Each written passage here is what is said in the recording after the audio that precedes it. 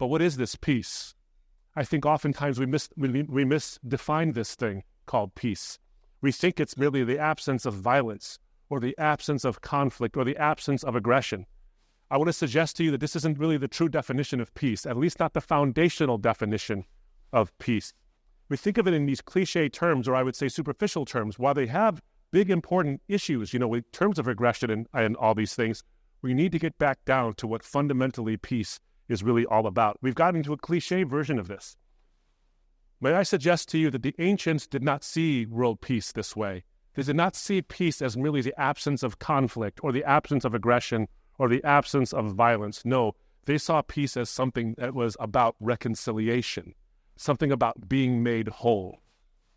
When you look at the way the ancients describe this in their very words, the Hebrew word shalom, the Arabic word which shares as its root the same root because they're both Semitic languages, salam, and the Greek word found in the New Testament, irane.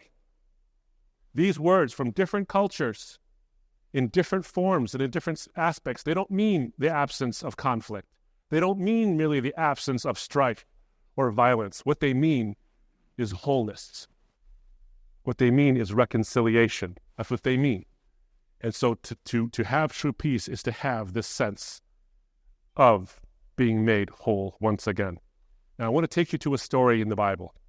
In John chapter 14, there's this story. Now, the context of the story is that Jesus is with his closest followers, his disciples, and Jesus is about to undergo unspeakable violence. He knows it's coming. He's predicted it. He knows he's going to be betrayed by one of his very best friends into the hands of wicked men, and those wicked men are going to torture him to death and then put him on a Roman cross. And the crucifixion was the most heinous way, the most excruciating way the Romans could devise for someone to die in a humiliating fashion.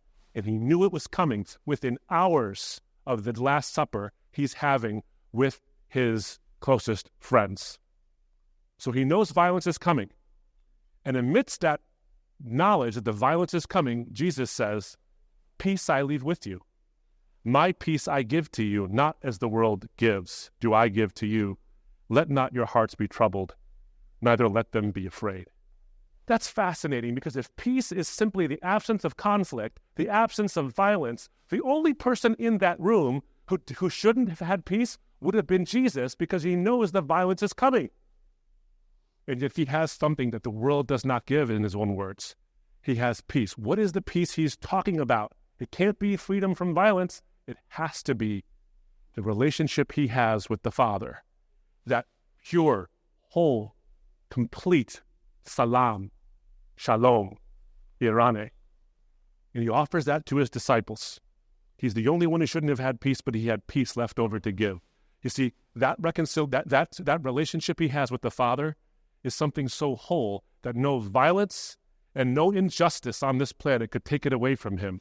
And he suffers on the cross for our sake so that we can have the shalom, the salam, the irane. He suffers so that we can have that peace with God, a peace that no violence, no injustice, and no sorrow can take away from us in this world. The only peace amidst conflict is the kind of peace that doesn't depend on the lack of conflict. It's that relationship. Jesus offers us that wholeness in the midst of the conflicts we experience even in our day.